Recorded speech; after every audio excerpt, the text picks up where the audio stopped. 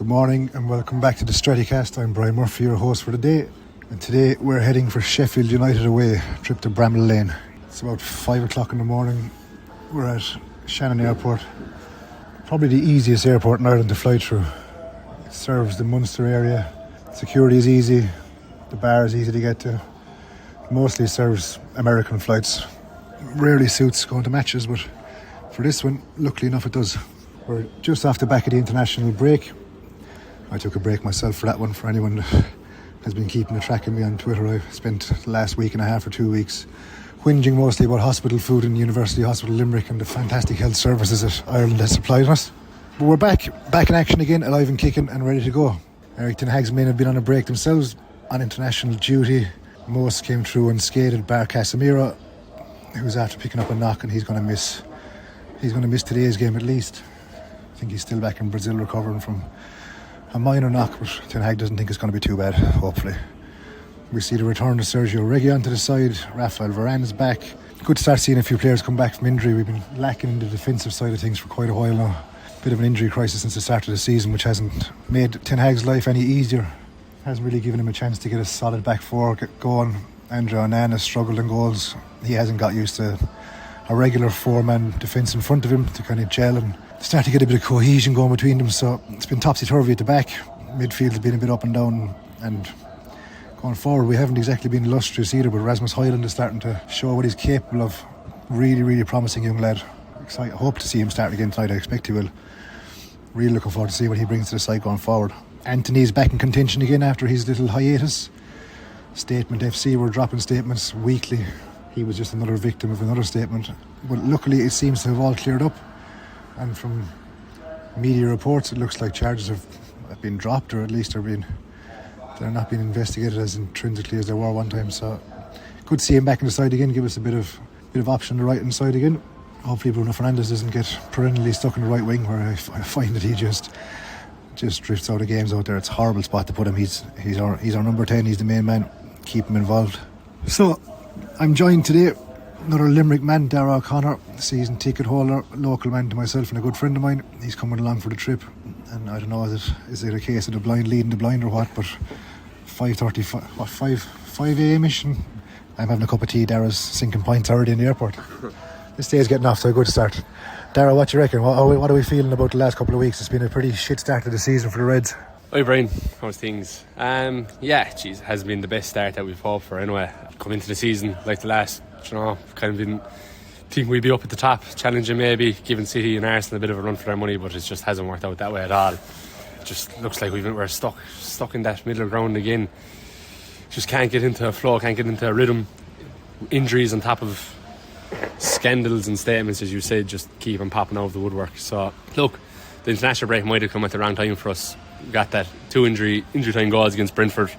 Kind of would have wanted to have build on that a bit straight out, but look, we had the international break, a few players getting back from injury. I think Rashford, Bruno and Højlund all scored in the international break as well, so them coming back in, good form, hopefully bang in a few goals tonight, make it a hopefully comprehensive win and a good away day for us. Marcus Rashford, that's one I want to touch on. Absolute scorcher of a goal for England. Everyone's giving Jude Bellingham the flowers for it, but me being me and an awkward bastard that I am, thought his pass was shit to Rashford, put it behind him, and Rashford had a lot of work to do. So everyone's waxing lyrical, oh, Bellingham this and he's the news of Dan and he did this and he did that. Marcus Rashford had a lot of work to do to finish that. It's a goal that we haven't seen from him for United this season, but we saw it multiple times last season.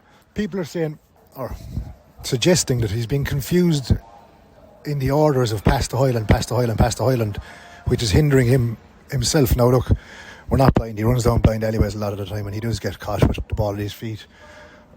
Could this be the one to kickstart his season and get him going? Because without him last season we didn't achieve half what we were going to do. Unbelievable football on his day, just hasn't got going. What do you reckon? Can I get him going? Yeah, jeez, I hope so. What's he at for United? Only the 1 goal nearly this season. He scored 30 last season. You don't score 30 goals without being a bad player. And I actually, funny you say it about him passing to Højlund. I think I saw a few tweets during the week about people giving out he didn't pass to Kane in that instance. I was like, what? Absolutely ludicrous. Ludicrous. Like if you're cutting in right hand side on his good foot, you're having to pop that every day of the week. And look, I know what you're saying. There's times with United, Højlund, look, he might be in a bit of space. and Rashford tries to cut back on his left, and he's just getting himself into bother. Look, that's going to happen, but at the end of the day, something like this could easily build his confidence now for going into the club games, hopefully anyway. And we'll see more of that. Like, you know, confidence is so key, and especially with Rashford. You saw it last season. Once he started tucking away a few goals, he got going. The season beforehand, he couldn't get off the mark, and it hindered him all season. So look, hopefully that's the kickstart now. Get him two tonight or something like that, and geez, let him go away then and do his thing for the season. We're a funny fan base. We always have to have someone as a whipping boy. And Maguire's just off the hook for that. Funny enough, Maguire's like a reborn defender that everyone's screaming for him to start again. But as soon as one fella escapes the whooping boy status, another one gets it. Rashford seems to be the one getting it at the moment, but hopefully he can turn it around again. Like you said, 30 goals last season. You can't be a bad player if you're doing that. When you're cutting in that right hand side, a lot of the time you want to see him shoot. And I know, look, it's fair enough. If someone's in a better spot, you might expect him to do it. But greedy players score goals, and the best of footballers have a greedy streak to them. If he'd have passed that ball to Kane last night, I think people would have gone absolutely fucking ballistic. So yeah, hopefully he gets going and gets kicking off again. Mason Mount, what do you reckon so far? The injury kind of held him back, but as a signing, what do you think of Mason Mount coming to the club? What do you think he's going to bring to us going forward? Like a lot of fans, I wasn't really sure about him coming in the summer. Like, you know, he had a good few seasons at Chelsea at the start of his kind of career there. Kind of drifted off the last couple then. But look, what I've seen of him so far, I have been some bit impressed.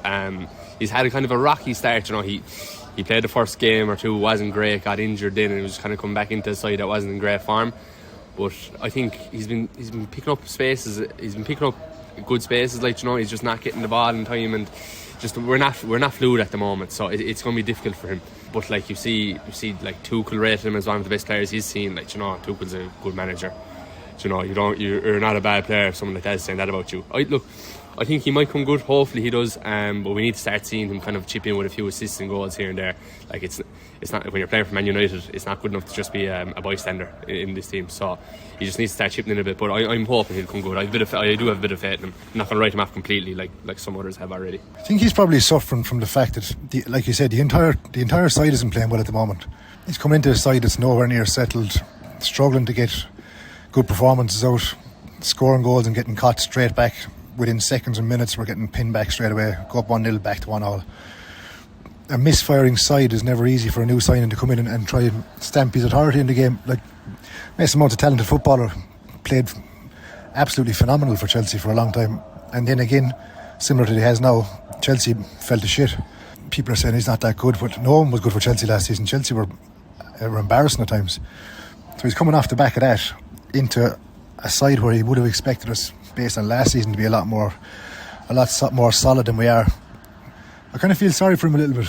He's not really coming into a side that's allowing him to display his talents at the moment. So again, that's on Ten Hag. He's got to steady this ship.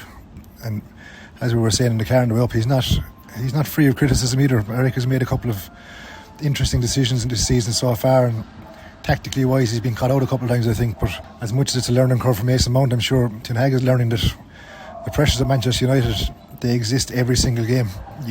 Mistakes can't happen. Another man, before we move on, Andre Onana has come in for some serious flack, and I can't lie, I've given him a bit of it myself. Calling a spade, he hasn't been up to scratch at all, realistically speaking, since he's come in. Now, you don't become a bad goalkeeper overnight. You don't become a bad footballer overnight. It never happens. It's not possible. He's a good keeper. He's shown his promise before he came to United. What's kind of bugging me mostly about Onana, he's come in with this reputation of playing out from the back and pinging balls around and finding all these passes. We saw it against Arsenal. Someone's calling a flight, possibly ours. We saw it against Arsenal, where we drew Arsenal on, and it worked really, really well. He probably saw more of the ball than most players on the pitch that day. It worked really well that day. The defence was able for it. The midfield were helping out. He was popping balls around the place. We drew Arsenal in and we played a very clever game. But I thought it was one of Ten Hag's best games, or definitely best 45 minutes in it. But again, injury crisis at the back, players changing left, right and centre. Who's playing left back, who's playing right back, who's playing centre half. He hasn't seemed to be able to kind of gel with the defence. And it looks like he's kind of shrunk into himself a bit. So he's not looking for the ball as much. He's not coming out marauding around the place like he was. And what's gone worse is his performances between the sticks, actually saving shots, hasn't been marvellous. He's been sat in his arse a few times and had a couple of blunders. The one thing I give him credit for, he comes out afterwards and he speaks and he holds his hands up, and he's very much an honest guy. He'll say, look, I wasn't good enough, it's my fault or whatever, which I always respect from a footballer, to be honest about it. But honestly, only lasts so long. He needs to pick himself up a bit, doesn't he? Yeah, definitely. Jeez, towards the back end of last season with the hay making those few mistakes, I was really happy we were kind of getting in a modern day goalkeeper. It's a new style of football nearly when you're bringing in a keeper like Onana. Like, you know, it's starting from the back, and it's good foundations. Well, that's what we thought was going to happen. Been a rocky start, to say the least. Like at Inter, he kind of had a stable back three with wing backs in front of him nearly every game. Like, you know, they're always there. Whereas we haven't had any bit of stability in the back four this year. Always different left back, different right back. It's just never constant. So that can be, you know, difficult for a new keeper coming in trying to settle. But at the same time, it's no excuse for some of the shots he's been leaving in. I mean, we were giving Bayern Munich tons of it in the Allianz until he left in that soft shot from Sané, and that was a game changer. Like that changed the whole game. And you know, that can go on then, it can lead to a few bad results here and there. So look, he really needs to pick his game up. Again, look, geez, I'm not going to write the man off. He's only coming in, new league, so geez, give him time. Like, but he just needs to pick himself up really, and hopefully, you know, he's had a game away with Cameroon again. Hopefully he can get a good bit of form under him and just a bit of stability. Hopefully, anyways. Right, we're back again at the same position we've been for the last number of games, hoping that tonight can be the kick-start to the season. Hoping the international break hasn't done us any damage, barring Scott McTominay scoring 2 injury time worldlies and putting me in hospital out of excitement after it. Cheers for that one, Scott. We're going to board a flight here. We're going to fly to Birmingham. Bit of a route today. We're flying Shannon, Birmingham, where we're going to meet up with some more Reds. Then we're going to pop on the train up to Manchester, into Nags for a couple of pints, and then we'll pop onto the monkey bus heading to Sheffield.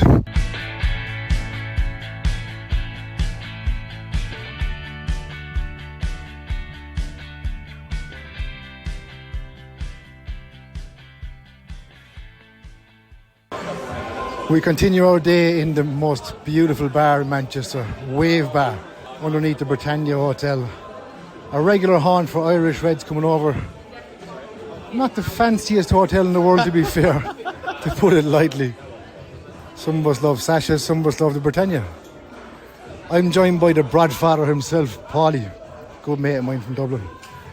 Paulie, talk to us. Tell us about your trip over today. What's your plan? What's your ticketing situation? Ticket situation is I'm in the home end today, Brian, unless you can get us 2 aways, and we're heading on the monkey bus at 3:45, hoping for 3 points.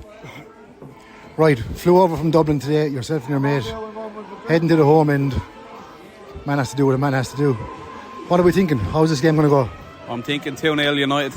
Off the back of a lot of dodgy results, dodgy performances, and a bit of an international break in the middle, 2-0 United. Sheffield United haven't been great now, in fairness, since the season got going. They've been hit and miss.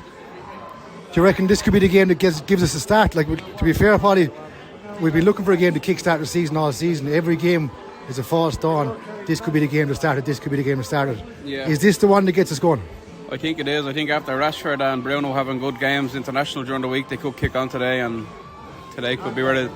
Lovely. Right, we're heading on the monkey bus in a minute. We're going to head down to Sheffield. I think we're stopping somewhere for a beer on the way. Let's see how it goes. Paulie, who's going to score tonight? Rasmus Højlund and Rashford. Love it. I'm also joined by Paulie's buddy, Tomo. Tomo, talk to me. Give me a prediction for tonight. 3-1. 3-1 United. Go on. After back of all these bad results, you reckon you're that confident? Yeah, Højlund 2 and Bruno pen. Big shout. I've got one more bloke with me. Jinky, my local man on the ground. Yeah. Jinky, we've had a shit start to the season. Yeah. Poor results, poor performances. Ten Hag's struggling to get a tune out of his side. Yeah. To be fair, not Ten Hag's fault. We've had a massive injury list. Things haven't been going great for him. No. What's the plan? What's going to happen tonight? Talk to me. The plan is, I think it's just get a proper team out who fucking are not scared of tackling, and it'll be 3-0 United. Simple as that, mate.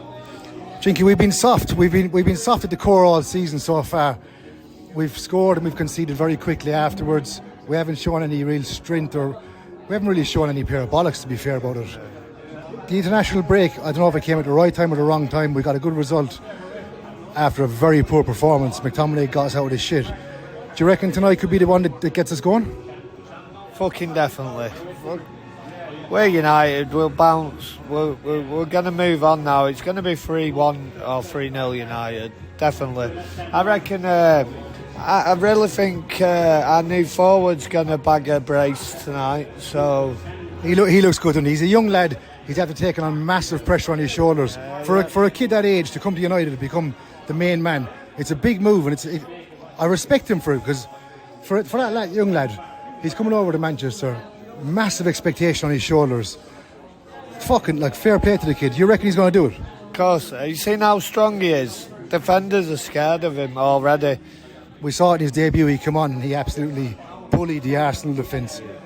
I like the look of him so far. I'm really, really hoping he can do it, because what's the backup? Martial? No.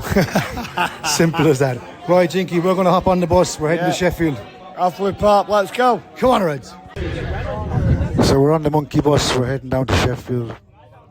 The bus is busy, but a little bit subdued in atmosphere. News is after breaking that Sir Bobby Charlton has passed away. It's a strange one, because the word legend, it gets thrown around very, very easily these days. Club legends, this one's a legend, that one's a legend, but Sir Bobby Charlton, that's the epitome of the word legend. A Manchester United club legend, a legend amongst football in general. It's a really sad one to take on board today, unfortunately, but hopefully the away end gives him a good reception when we get down there, and hopefully we can pay tribute in our own little way. Not much more we can do, I guess, really, but really sad news to break. So Bobby Charlton, Manchester United legend of football. All the years ago, it seemed they in the snow. Some of them died, some of them died, some of them survived. Charlton and Mount was made, it took us to Wembley. All the years ago, all the years ago, it seemed they in the snow. Some of them died, some of them died, some of them survived. 7:30, teams announced. Onana, Lindelof right, Dalot left, Maguire, Evans, Amrabat, Scott McTominay, Fernandes in the middle, Anthony right, Rashford left, and Rasmus Højlund up front. Kareem, what you reckon? Man, you never know what to expect from this slot anymore, honestly. But hopefully we get the 3 points no matter how we do it. Sheffield United haven't been very good, to be fair, this season, but then again we haven't been very good either, have we? No, we haven't. Which is honestly, at the same time as it's surprising, you expect it from this United side, and that's how our past decade has been, honestly. Past decade's been tough, right? Very tough. Half an hour to go, United kick off. I'm going 2-0, what you reckon? 2-1. 2-1. 2-1. Go on in. It's the morning after the night before. I'm sat in Manchester Airport in Terminal 3. One of my favourite places on the planet. A place that's seen the highest highs and the lowest lows of my football travelling exploits. Manchester United won an away game. Beat Sheffield United 2-1. Diogo Dalot with an absolute fucking worldie. And my man, Scott McTominay, snuffing out a chance again. Disappointing result, or disappointing performance. Didn't play well at all again. It's worrying that we just can't seem to click. Can't seem to get the side to work. And I know we've got loads of injuries, and I know we keep making excuses for everything, but it's poor to watch. It's really poor to watch. But 3 points achieved thanks to an absolute fucking cracker from Diogo Dalot. He's capable of it, in fairness. He tries it now and again, but that was an absolute screamer. Absolute screamer. But yeah, another really dodgy display. Conceding within 6 minutes of going one up is so infuriating. I think we've conceded some ridiculous stat, like six or 8 of our last 14 goals we've conceded within 6 minutes of scoring. is really, really, really, really bad. We need to stop that. We need to cut out this capitulation straight away after scoring when we're so open to conceding. Lack of concentration or focus, I'm not sure which, but it's really, really frustrating to watch. We can't hold on to a lead. I don't know. Harry Maguire is probably the amusing story of the night. Maguire has come from villain to hero again. At the end of the game, when the players come over towards us to applaud the away, and Harry Maguire's name rang out loud, and he got man of the match last night. The redemption arc of Harry Maguire was something I wasn't predicting in the last couple of months, but here we are. An away end singing his name not in sarcasm, but actually in support.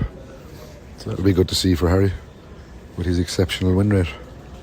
Alejandro Garnacho came off the bench and he was really lively, really, really lively.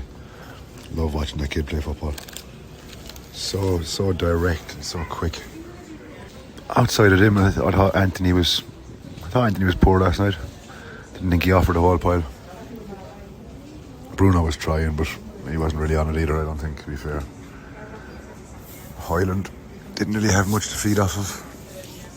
Rashford was poor again. Was really hoping he'd kick on this week. Really hoping after scoring for England during the week that he might get a rocket up his arse and catch fire, but unfortunately not. Back four made up of Lindelof, Dalot, Maguire and Johnny Evans.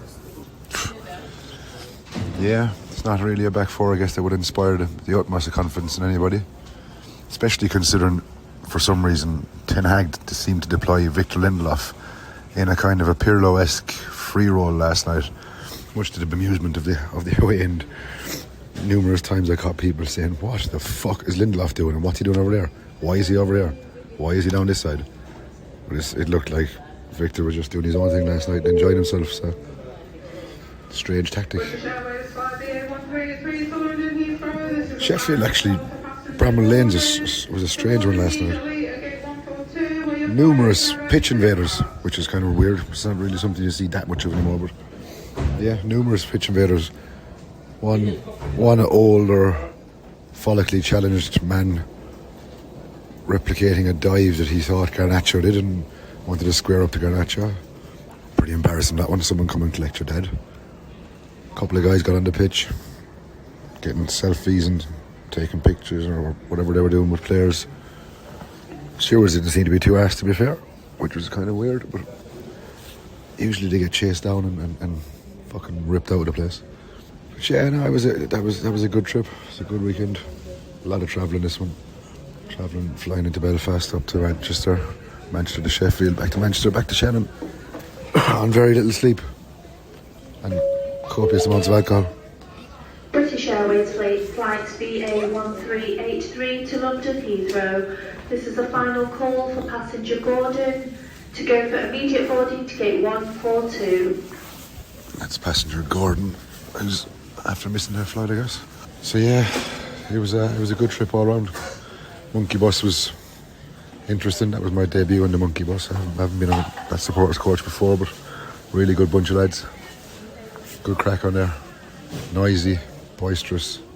I guess the whole night was just marred by the news about Swabby Charlton, really. It's the only thing that really held everything back from being a really kind of lively trip. I think that was in the back of everyone's minds, to be honest. And the away end gave quite a rendition of There's Only One Bobby Charlton, more than once, paying homage to the great man. So that's Sheffield United out of the way. Bramall Lane ticked off.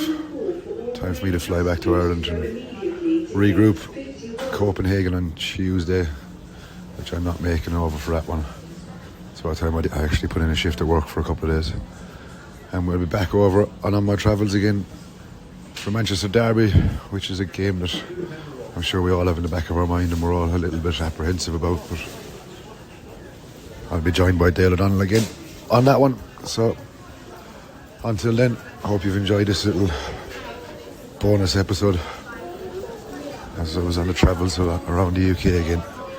following the greatest football team in the world. Enjoy your week.